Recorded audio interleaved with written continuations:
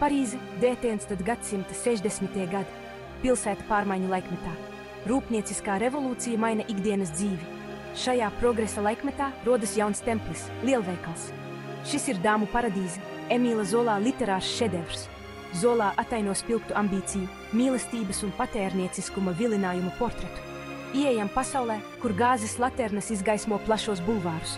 Pievienojieties mums ceļojumā uz Zolā Parīzes sirdi. Ekskluzīvi piedāvājumi no mūsu partneriem jūs gaida aprakstā. Apskatiet un izmantojiet atlaides.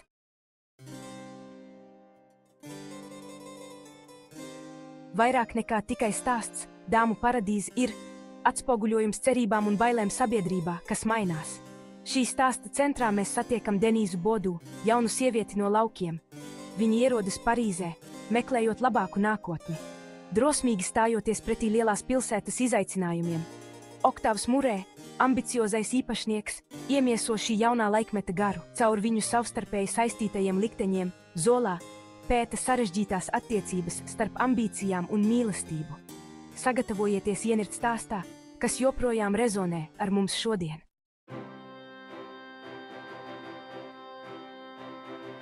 Vilciens iebrauca Saint-Lazare stacijā ar metālisku troksni, un tā tvaiks sajaucās ar mitro Parīzes gaisu.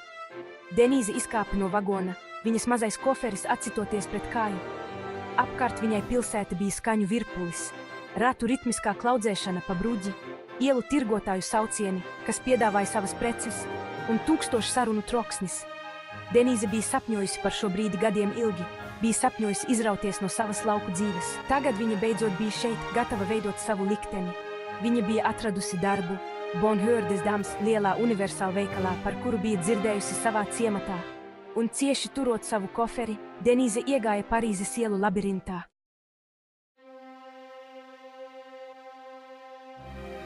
Ielas kļuva platākas, Denīzei tuvojoties savam galamērķim. Tad viņa to ieraudzīja. Viņas priekšā slējās Au Bonheur des Dames, iespaidīgs greznības un tirdzniecības apliecinājums.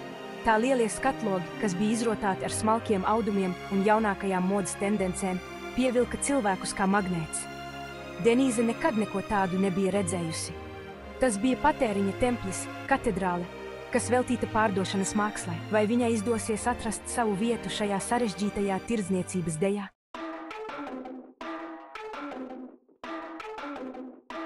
Au Bonheur des Dames bija pilnīgi atšķirīgs no mazajiem veikaliņiem, pie kuriem Denīze bija pieradusi. Tumšo un putekļaino veikalu laikmets bija pagājis. To vietā stājās iespaidīgi lielveikali, kurus pārpludināja dabiskā gaisma, kas ieplūda caur plašajiem skatlogiem, pievilcīgi izgaismojot preces. Tas bija jaunas ēras sākums tirdzniecībā, lielveikalu laikmets. Katra nodaļa bija kā maza pasaule, piedāvājot plašu preču klāstu, sākot no jaunākās Parīzes modes līdz eksotiskām smaržām un visa veida mēbelēm. Šāda veida veikals nepiedāvāja tikai preces, tas pārdeva pieredzi, sapni par panākumiem un labklājību, gluži kā galerija Vittorio Emanuele Tudu Milānā. Denīze, vērojot šo skatu, bija starp sajūsmu un nelielu satraukumu.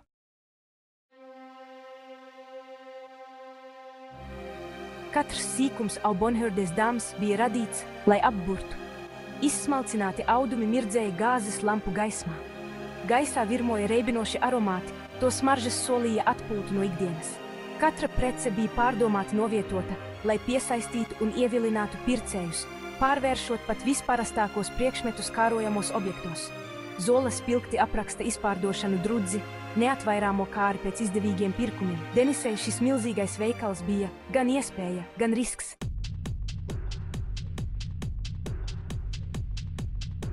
Viņas pirmā diena, Au Bonheur des Dames, bija kā atrasties vētras pašā epicentrā.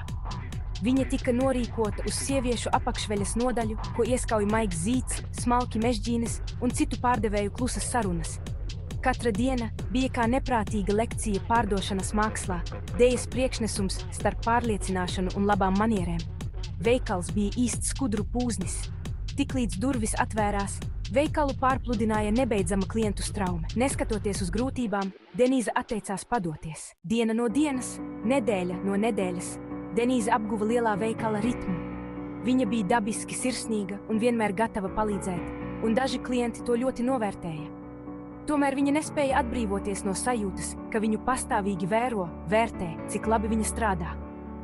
Oktāvs Murē, šīs vēlmju un ambīciju impērijas noslēpumainais vadītājs, bija pastāvīgi klātesošs, pat ja fiziski nebija. Viņa portrets, kas lepni karājās personāla telpā, bija pastāvīgs atgādinājums par veikala augstajiem standartiem. Drīz vien viņu ceļi krustosies, taču kāda veida tikšanās tā būs, palika noslēpums.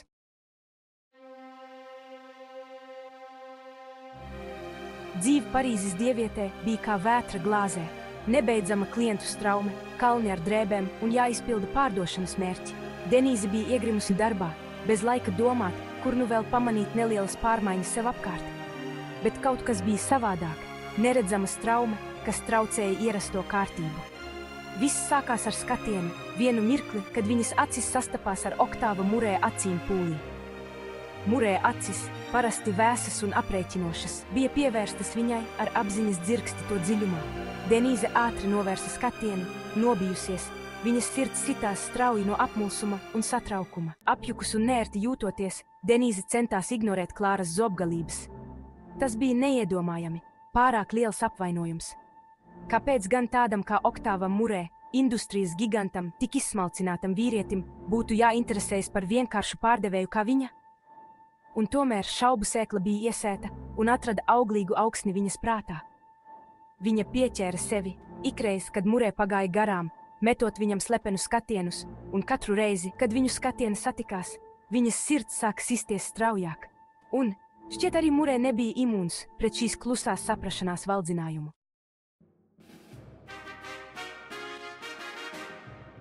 Oktāv Murē bija harizmātisks un ambiciozs vīrietis, un viņš ienāca dāmu paradīzē kā vasaras vētra. Viņam piemita spēja saprast savu klientu vēlmes un pārvērst ikdienas priekšmetus neatvairāmās kārdinājumos. Denisei viņš bija mīkla, vīrietis, kas bija pilns pretrunu, kas viņu gan pievilka, gan biedēja. Viņa vēroja viņu no attāluma, cenšoties saprast cilvēku aiz maskas, ko viņš bija tik rūpīgi uzbūvējis. Viņš bija sava aroda meistars. Katrs viņa vārds, katra kustība izstaroja neapstrīdamu spēku. Bet zem šīs nevainojamās virsmas Denis juta kaut ko citu, ievainojamību, kas bija pretrunā ar viņa pārliecību.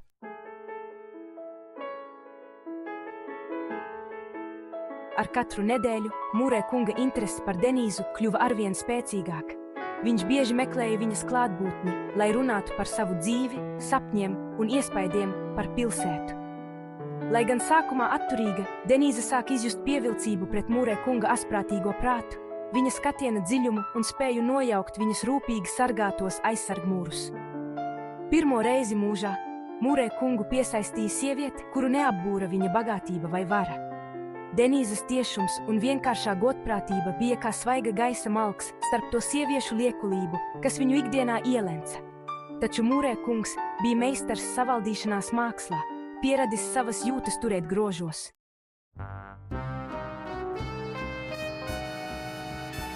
Gaiss bija saspringts ikreiz, kad Murē bija tuvumā. Denisei bija grūti koncentrēties darbam, kad viņa juta viņa skatienu uz sevi. Lai gan viņu tikšanās bija īsas un nejaušas, tās sāka šķist īpašas.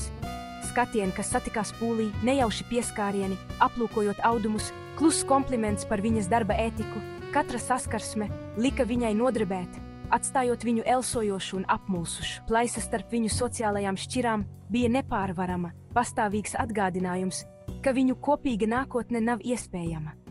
Laikam ejot, Denise cīnījās ar savām augošajām jūtām pret Murē un apziņu, ka viņu mīlestība, ja to tā var nosaukt, būtu postoša.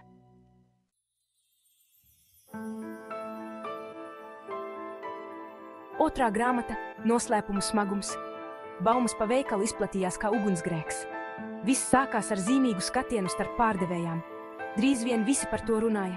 Klāra izgreznoja stāstu par Muretas kunga interesi par Denīzu, pievienojot dažas savas fantāzijas.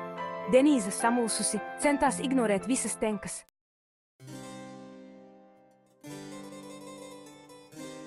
Dāmu paradīze, ar savu spožo fasādi un neierobežotas varas solījumu, ir simbols Parīzei pārmaiņu laikā.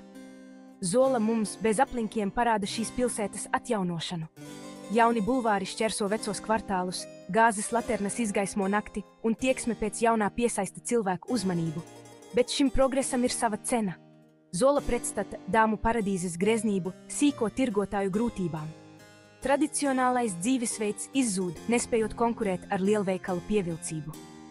Denīza, atrodoties starp šīm divām pasaulēm, iemieso šo spriedzi. Viņa saskata iespējas, ko piedāvā dāmu paradīze, bet viņa arī saprot upurus, kas tiek veikti šajā ceļā. Viņas morālā apziņa, kas balstīta uz taisnīgumu un līdzjūtību, sastopas ar šī jaunā patēriņa laikmeta ētisko dilemmu.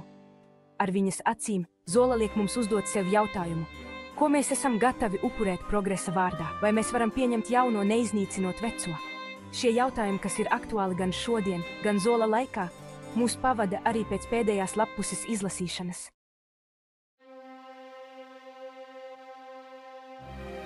Zola mums piedāvā meistarīgu aprakstu par Parīzes sabiedrības tumšo pusi, par neapmierinātību, kas slēpās zem progresa virsmas. Kamēr sieviešu laime strauji plauka, uz ielām cilvēki cīnījās par izdzīvošanu. Zola nebaidās mums parādīt nabadzību, izmisumu un eksploatāciju, kas bija neatņemama šīs jaunās ekonomiskās sistēmas sastāvdaļa. Lielveikals kļūst par sabiedrības metaforu. Aiz tās spožajām fasādēm virmoja ambīcijas un tieksme pēc panākumiem. Nesaudzīga konkurence starp darbiniekiem, kuri centās pievērst more uzmanību, un pircējiem, kurus pārņēmusi iepirkšanās drudzis. Denīza, ar savu nesatricināmo morālo kompasu, jutās arvien vairāk satraukta par šo apslēpto eksploatāciju. Viņa savām acīm redzēja cenu, ko maksā strādnieki un patērētāji, kas iesprostoti vēlmju un nemitīgas peļņas gūšanas spirālē. Ar Denīzes acīm Zola mums atgādina, ka progresam bieži vien ir sava cena. Viņš mudina mūs ieskatīties dziļāk par spožo modernitātes virsmu un ieraudzīt skarbo nevienlīdzības un eksploatācijas realitāti, kas bieži vien slēpjas aiz tās.